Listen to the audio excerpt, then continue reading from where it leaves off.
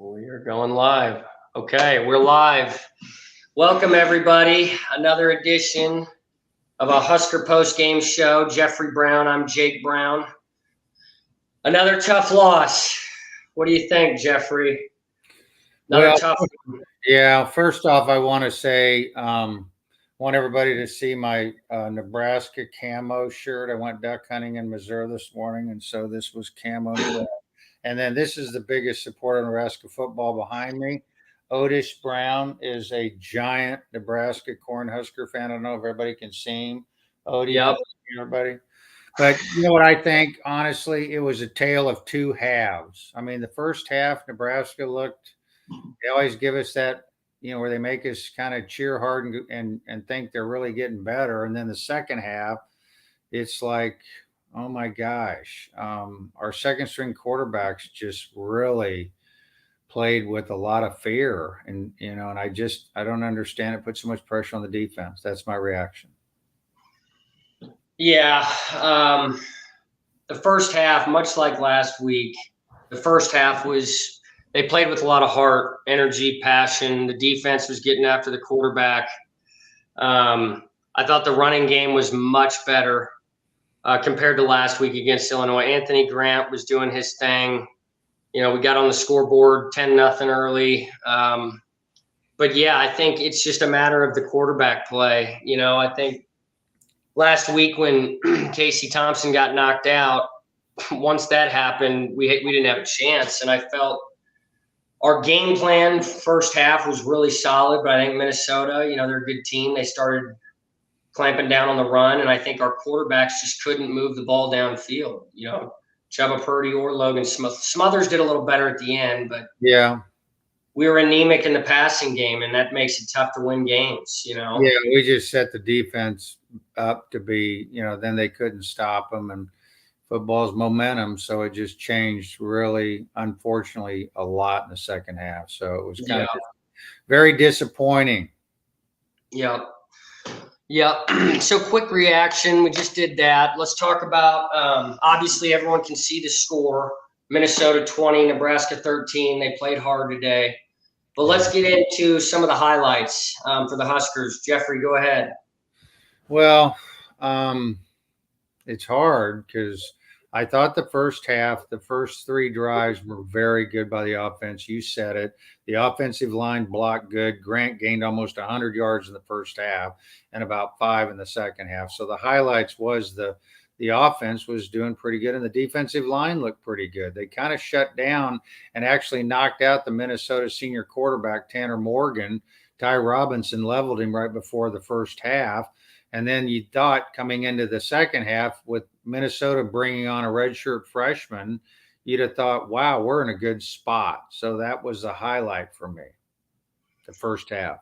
I brought up a comment, Dad, not to digress or interfere with what we're doing, but Phil commented Logan seems to have more confidence than Chubba. Chubba seemed rather nervous. Logan should be QB2. And Phil, I agree, full board. Jeffrey, I know you will too. Logan played with confidence, especially at the end. Trey Palmer, I'm furious at him. He should have caught that ball. We still had a chance to win the game at the end, but I agree.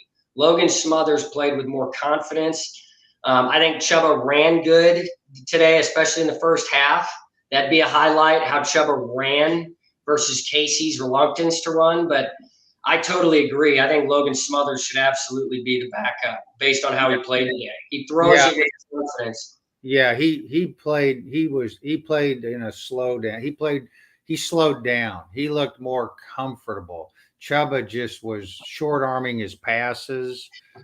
He just looked still really nervous. Whereas, Logan looked more comfortable. He was playing a little bit slower how he did the plays, and I think they need to let him throw it downfield more, not these 30-yard square outs, but he throws a more accurate pass up the middle. And you're right, Palmer had 2 catches that he dropped because of contact, and if he's going to play in the pros, he's got to get through that. Exactly.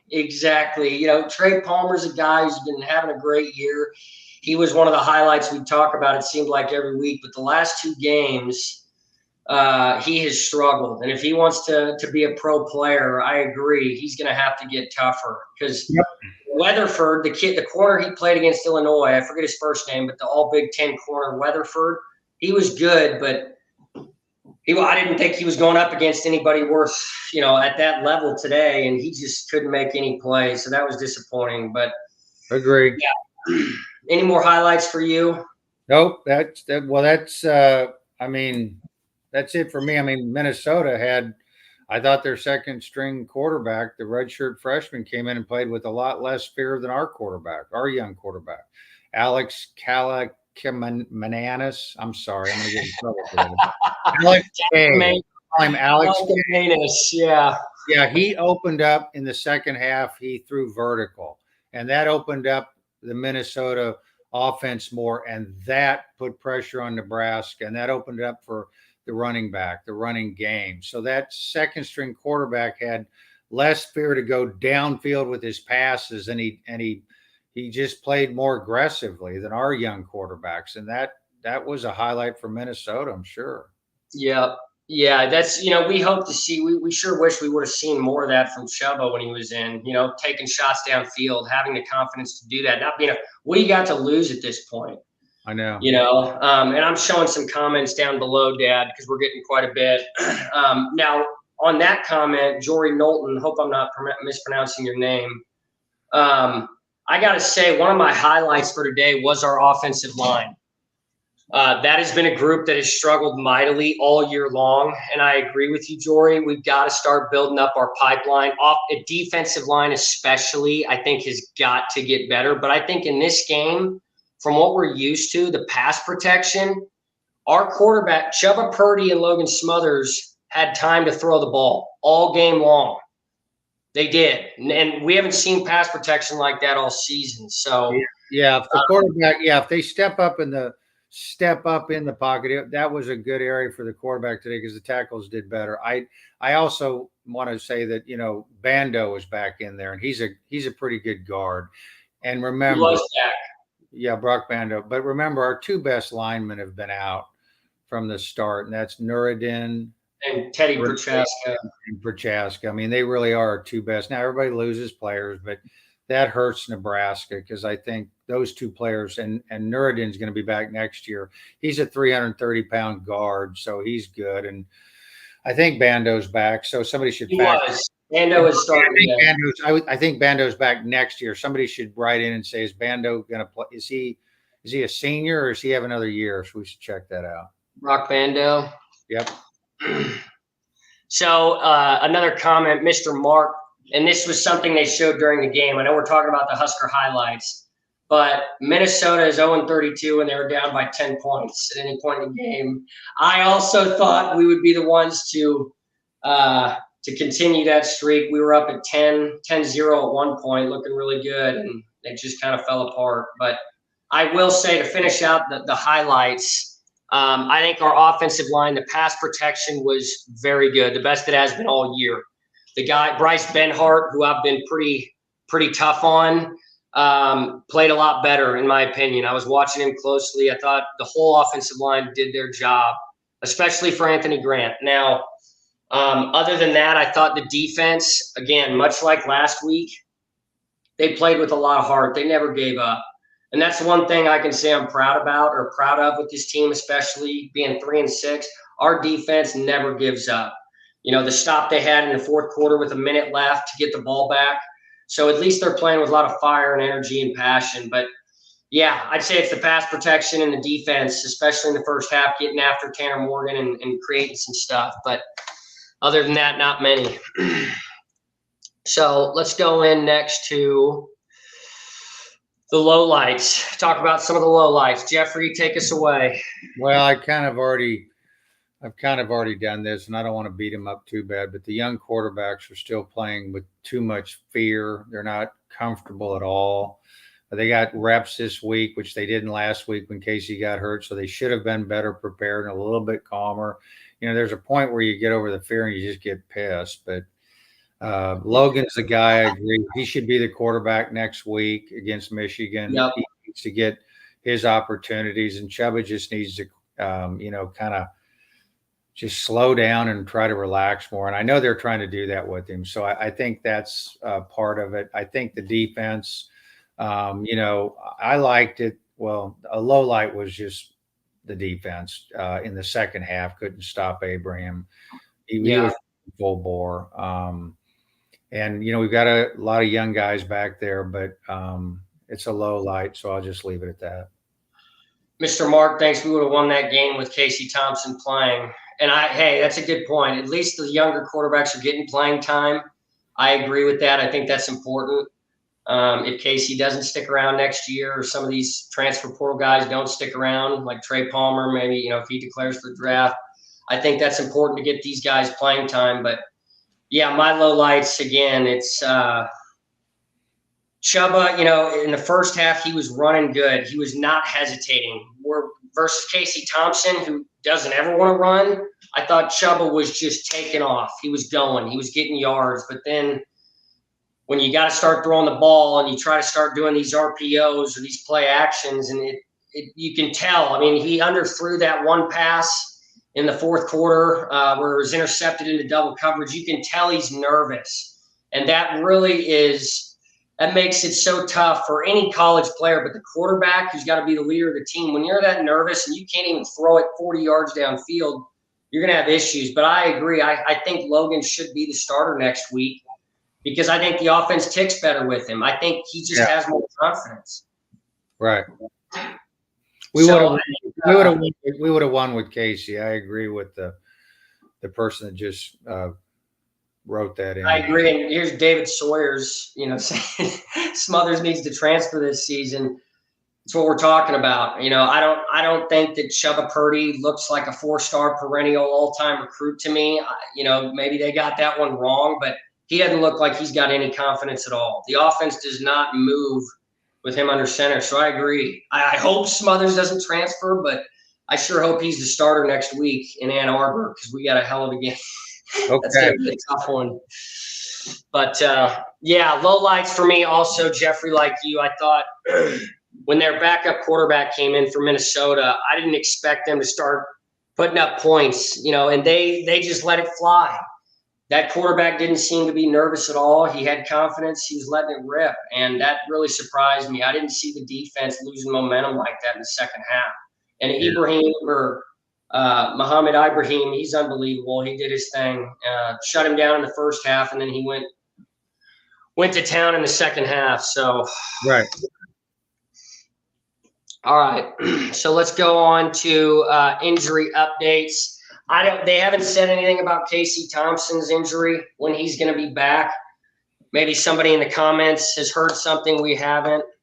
But we sure hope we have him back sooner than later because we got Michigan next week.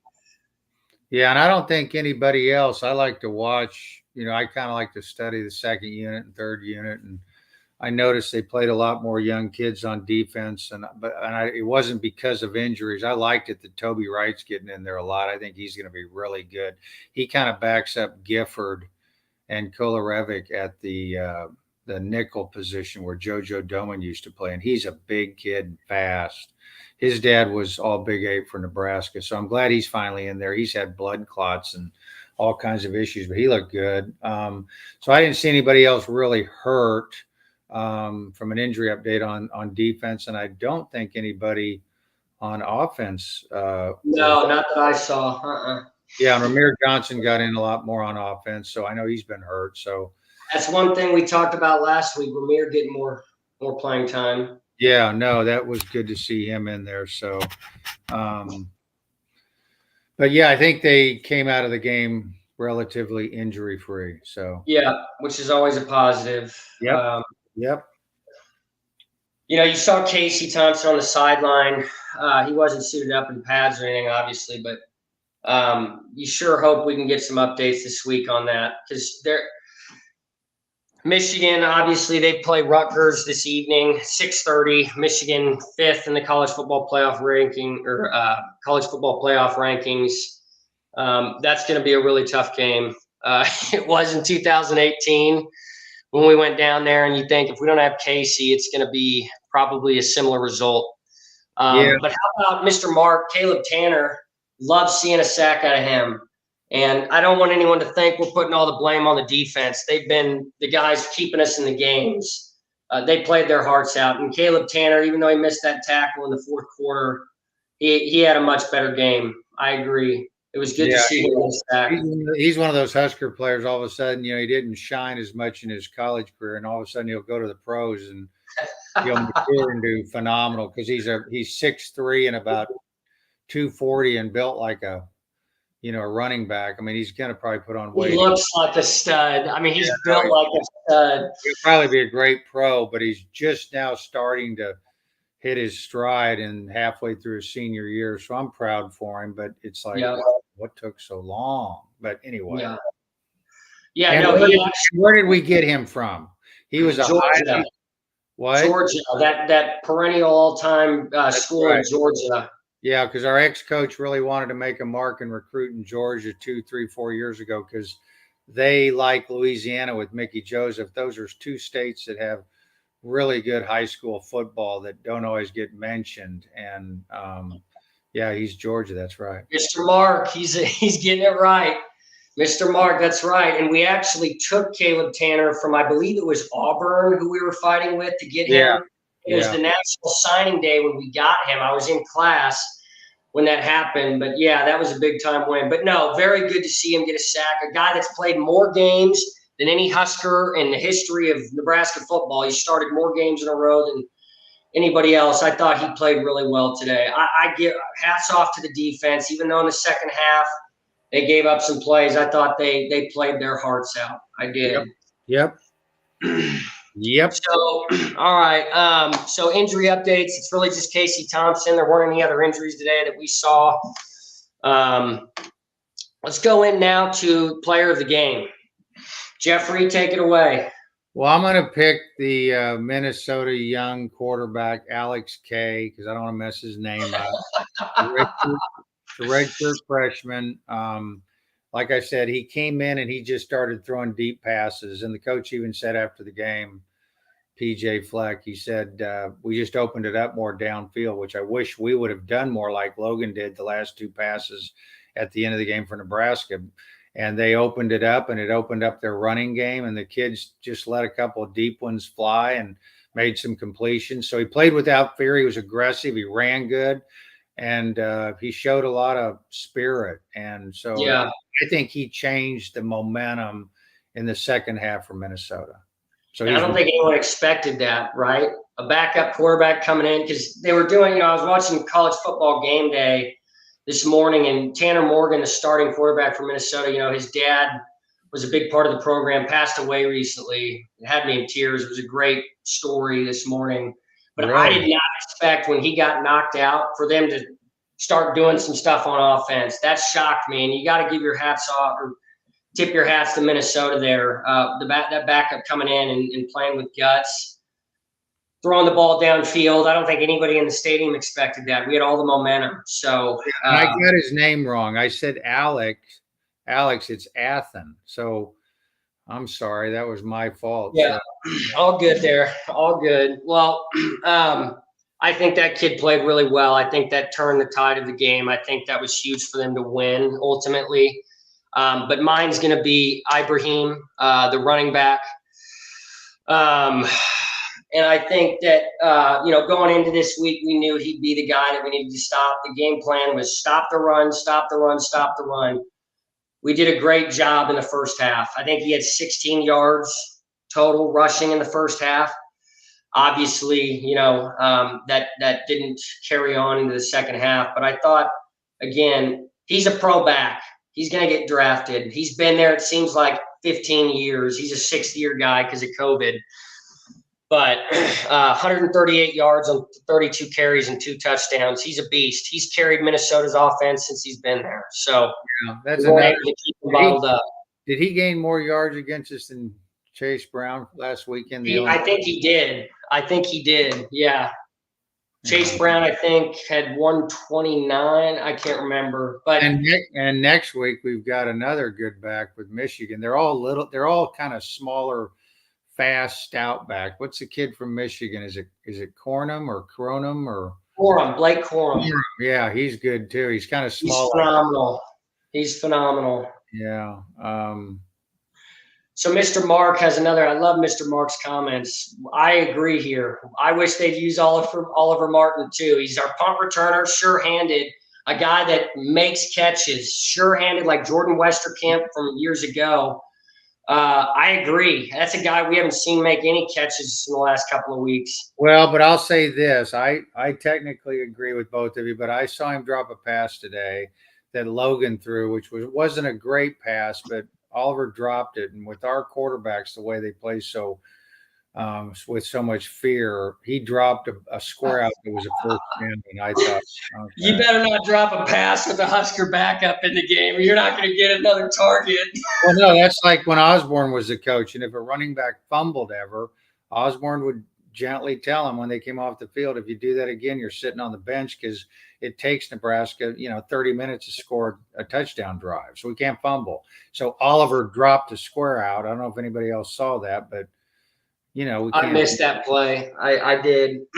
But again, I think, that's an interesting comment. I've been having that thought myself. All you hear about is Trey Palmer, and you saw Marcus Washington get targeted, but I think that's a guy with a lot of talent. Again, Oliver Martin, people may not know this. He was first committed to Iowa, started his career there. That was a 4-star recruit, Oliver Martin, a highly rated profile recruit out of high school. I agree with Mr. Mark. I think that's a guy we need to start taking shots to, more than just being the punt returner. And then here's Ron Shammert agreeing with us. Chuba probably shouldn't have been the starter, and, not taking shots downfield. Well, he did take a couple. He did take a couple, but he short-armed them and threw them short, and they were not good passes. So I think the coaches lost confidence. So yeah, Logan needs to start. So all right. Okay. So yeah, my guy Ibrahim, player of the game. Now let's go into what we all are probably a little afraid of, previewing undefeated Michigan. Now they play tonight at 6:30 against Rutgers. That will likely be a bloodbath. But Jeffrey, take it away. What are your thoughts on going into Ann Arbor? Well, I mean, I love Michigan. I think they have a cool program. I always want them to win the Big Ten if Nebraska doesn't. I like Harbaugh, but I think I think they'll play a lot of kids after the first half, because I think he respects Nebraska. I think some of these coaches feel bad for where we are right now. So I think it'll be a cool game under the lights in Ann Arbor. And, are they going to slaughter us? I don't know. I mean, I think it'll be 35-17, and I think we'll keep hanging in there. Mickey does get the team fired up. His positive energy is good. So that's how I see it. Yeah, and we don't know. They haven't announced the game time yet. Mr. Mark said you said it was a night game. I don't think we know that yet. They haven't announced it. Let me see here. Yeah, to be determined. So we still don't know what time the game will start. I hope it's not a night game either, Mr. Mark. I always get especially nervous as a younger Husker fan who wasn't really alive when they were dominating in the 90s. I have gotten used to us getting massacred under the lights in big games. So I'm with you. I hope it's not at night. I hope it's an 11 a.m., 2:30 game. Less pressure, less people watching. But, I sure as heck hope that if Casey's not able to go, it's Logan Smothers. I mean, I think every Husker fan that watched this game would agree Chuba's not the guy. He's not the second string. He's not confident. He's not there yet. It's got to be Logan. If we want to have any chance of moving the football. Michigan, I agree with you. Jim Harbaugh is an old school guy, played at Michigan. I don't think he's the type of guy that's going to run up the score, but we're going to have to stop Blake Corum. He's an All-American. He's phenomenal. If we think Ibrahim was good, just wait till we have to go up against Corum. He's been going nuts on everybody this year. So I think it's a matter of stopping him, stopping the run game, because Michigan's not going to air raid it out a ton. They stick to the run like they always do. But you sure hope if Logan's, gets the start, we can do something differently, throw a new wrinkle in. Like I said last week, I didn't think we saw a whole lot of that outside of Chuba running in the first half, but we're going to have to do something to give ourselves a chance. Right. We didn't get anybody that called in or writing in to say if Brock Bando has another year left next year. Somebody needs to tell us that. I think. Yeah, if anyone watching can find out or knows if Brock Bando has another year. Jeff really. I think my cousin Ron Richards would know. He needs to find that out. He may be watching. For some of my hunting buddies, Todd Tumbleson needs to write that in and check it out on the Husker 240. Let us know, people. Is Brock Bando have another year of eligibility? Is he going to be coming back? Yeah. I see somebody saying also how Michigan struggled for all. Every team's in the doldrums sometimes, like OU, Alabama, Michigan, and I think Nebraska's in the doldrums, but we'll see. Now we got to get into the next subject, which probably everybody wants to know about, which is take it away. Well, it's what was it? Coaching search, right? And I talked about that last night with the guys at our hunting club, and I said I hope my picks are either Matt Rule or Bill O'Brien is who I hope Trev Alberts gets. Can you give us an explanation? Give us your insight on each. Bill O'Brien first. Well, I just think they're both NFL relatable coaches, which these young kids, I think they want to know from a coach that has NFL experience, and they want to be able to see and help them who has connections in the league. And both Rule and O'Brien being coaches, that's a big deal. Plus, Rule had a lot of success at Baylor. Yeah. And he's good with young people that I hear. And then O'Brien, people realize, yeah, he's offensive coordinator at Alabama. He was offensive coordinator for the Patriots in Super Bowls, but he also was the Penn State coach when they were coming back from their horrible adversity, which is probably worse than what we're going through. And he actually righted the ship there for Penn State. So I'm for O'Brien, number one, and Matt Rule, number two. So Mr. Mark did answer your question on Brock Bando as a senior. Thank you, Mr. Mark, for answering that for us. But so Jeffrey, on the topic of the coaching search, you have Bill O'Brien and Matt Rule as your top candidates that you'd want to see come to Lincoln. Yep. Bill O'Brien, I have to say, you mentioned that during the game. You hear a lot of Matt Rule, Lance Leopold, you're hearing a lot of Matt Campbell's and all that. But Bill O'Brien's one I feel like you're not hearing a ton about, at least I haven't. He is the offensive coordinator at Alabama. He's doing a great job there. He was the Penn State head coach after all that turmoil with Jerry Sandusky. So I think in terms of where we're at as a program, how down we are, I think Bill O'Brien, I think that would be a solid candidate. He has pro experience. He knows how to run an offense. He coached Christian Hackenberg at Penn State, that 5-star quarterback. So I think he knows how to get top players in. But here's what I think. I'm younger. I haven't experienced the glory days of Husker football, but I'm at the point where I thought Scott Frost was the best candidate we could have got. Everybody thought he was, the hottest coaching candidate out there. We've had so many damn coaches, Bo Pelini, who we miss. I thought he did things the right way. He went nuts on the sideline. Then we go to Mike Riley, who's the complete opposite. We've been all over the place. And I don't really know. I just hope that whatever the guy we bring in can take us back to what we do good at. I think, especially with Scott Frost and Mike Riley and some of these, we're trying to get away from what we do best at. The things that Wisconsin and Iowa and Minnesota, they stick to what they're best at. They run the football. They build up their pipelines on the offensive and defensive line, and they run the damn football, and they don't make mistakes. And I, as a Husker fan, a longtime Husker fan, I just want to see us get back to that. I miss the Bo Pelini days. I miss the Frank Solich days, going 9-3, 10-2. So I think Bill O'Brien or Matt Rule, either one would be a great candidate. I'd want Urban Meyer too. I just want somebody that can come in and take us back to our roots and do what we do best. But let's take a look at some of these comments. Ron Shammer, I'd love to see them make a serious run at Lane Kiffin. What are your thoughts on that?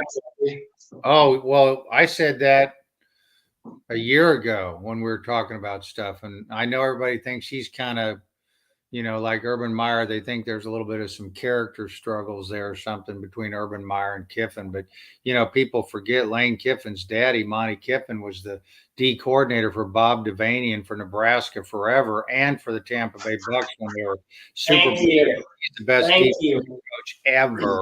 So Lane grew up a lot of his life in Lincoln, Nebraska, and he is doing well with Mississippi. So Yeah.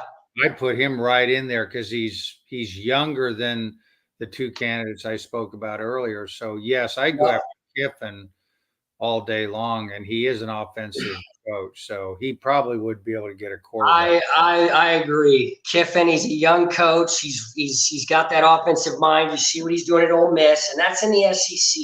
Yeah, You saw what Bielema did at Arkansas in the SEC. It's a different breed. So Ron Shammer, I think that's a great name to throw out there. I know a lot of people think he's going to take the Auburn job.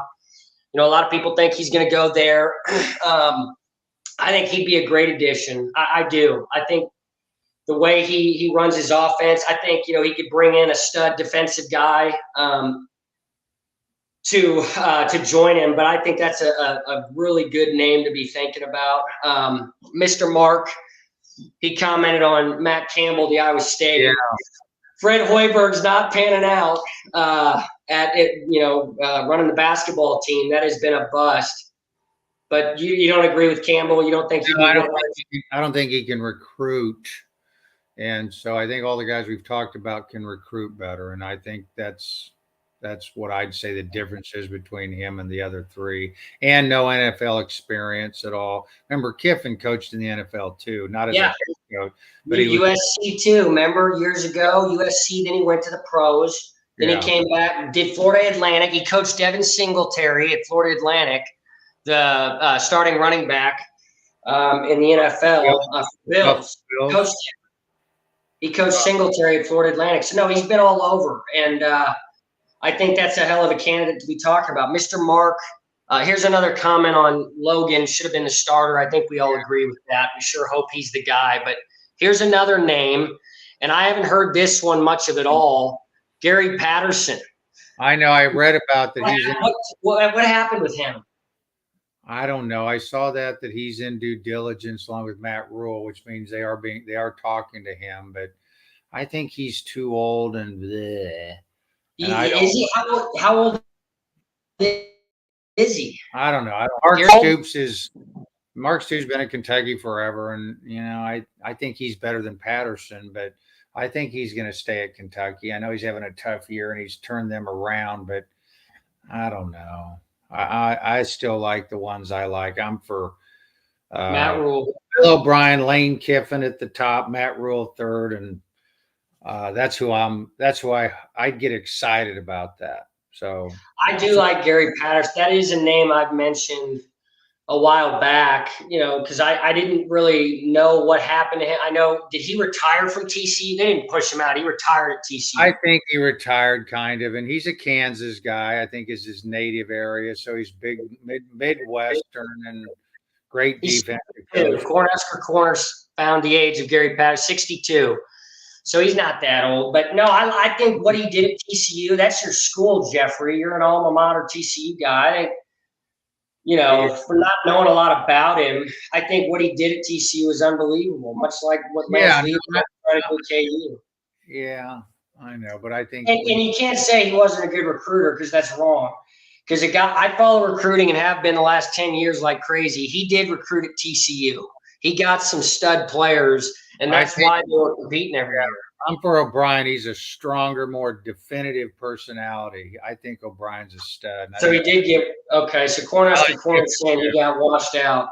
Cornhusker Corner saying he got pushed out. Okay, maybe that's the case. I still think it'd be an interesting candidate, but – yeah, remember, I'm a TCU grad. I went to TCU, so just wanted to tell everybody missed the last week podcast. I explained that, but – so yeah, but I'm not for Patterson. I'm for the other guys. So Mark Stoops, I think he's got the connections with the Pelini brothers, Ohio guy. I think he's done a great job in Kentucky. He's a defensive mind. I think, again, I'm going to say the same thing. I don't really have an opinion much. I mean, we've had so many different coaches with mixed results. Whoever we bring in, I want it to be somebody that takes us back to our roots, run the football, build up our lines. Okay, hold on. I got a quiz for all the caller inners and all that. So in Ohio, and it's almost like, this is a fact check, but like the neighborhood area, what coaches all grew up in like the same neighborhood. Then they're all from Ohio.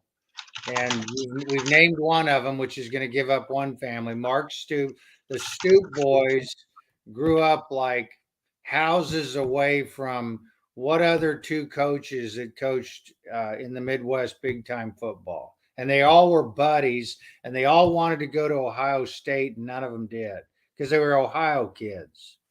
All right. I got it up there. There's the question. Let's see who can get it first. So, yeah, because the first is the Stoops brothers, Bobby, Mark, and what's the other brother that was at K-State that always went crazy on the sideline? He coached at Oklahoma, the blonde. So there were those boys.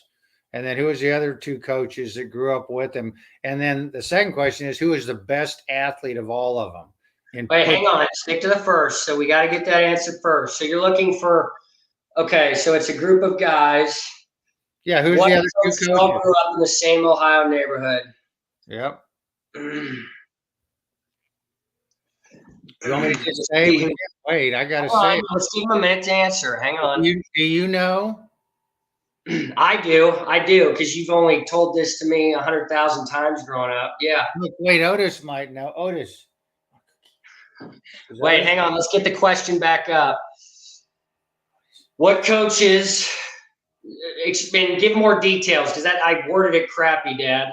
They all grew up together. They all went to the same high school, and they're all buddies, and they're pretty close to the same age. And so I'm saying, who are the other two guys that were with the Stoops boys? And they're all best buddies.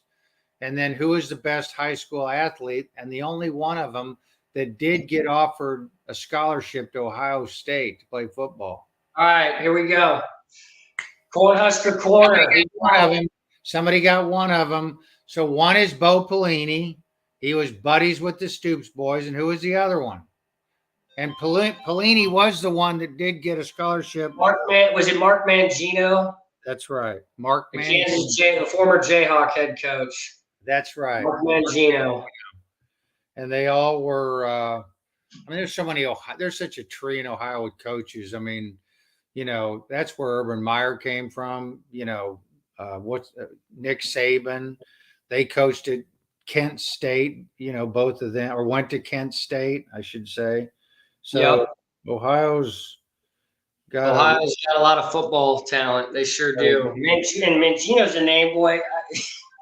That's a guy that never should have been pushed out of Kansas. Mark Mangino, fear the blob. Thank you for the answers, Cornhusker Corner. He got 2 of the 3 correct. So Mark Mangino, Bo Pelini, and the Stoops brothers. Right. Okay. Well, that really sums it up. That's everything. Our last topic was the coaching search. Another tough outcome for the Huskers today, guys. We will be back next week for the post game after the Michigan game. Hopefully, our boys can pull out a miracle. It'll be a tough game, but we're still going to be rooting hard as we always do. Jeffrey, any final comments? Anything else? Nope, we just got to hang in there and wait for the new coach and, just stay positive. Love the Huskers. Go Nebraska. We'll be okay. Everybody cares too much. Thanks, Jake. All righty. All right. Well, go Big Red. Thanks for tuning in, everybody. And we will see you next week. Have a good rest of your weekend. Bye-bye.